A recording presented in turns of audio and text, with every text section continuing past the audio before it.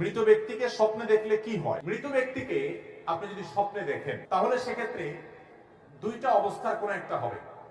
আপনি হয়তো আপনার মৃত ব্যক্তি, নিকট আত্মীয়, বাবা মা বা কাছের কেউকে দেখেছেন, দেখার পর আপনার মধ্যে অস্থিরতা কাজ করছে, তিনি কষ্টে আছেন এমনটি বোঝা যাচ্ছে।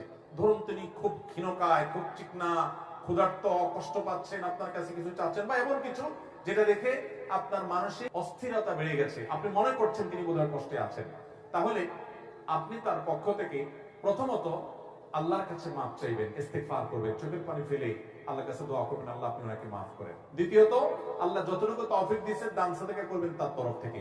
মৃত ব্যক্তির জন্য আরো যা যা করা যায়, উমরা করা, হজ করা, দান দক্ষিণা করা, যতটুকু তৌফিকে আছে ততটুকু তার পক্ষ থেকে করবেন। সবচেয়ে বেশি করবেন দোয়া। আর যদি তাকে স্বপ্ন দেখার পর আপনার মধ্যে এরকম কোনো ফিলিংস না হয়, বরং মনে হচ্ছে না তিনি ভালো আছেন, হাসি খুশি এরকম কিছু, তাহলে আল্লাহর কাছে শুকর আদায় করবেন, উদাহরণ করবেন হয়তো তিনি ভালো আছেন। কিন্তু খবরদার, আপনার স্বপ্ন কখনো ইসলামের দলিল না।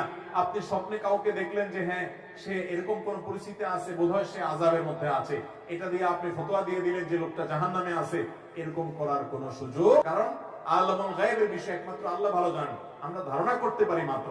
আপনার ধারণা কোনো কিছুকে প্রমাণ করবে না, বিধায় এই বিষয়ে সাবধান থাকতে হবে। তবে হ্যাঁ, মুর্দার জন্য আপনাদের সবসময় দোয়া করা উচিত।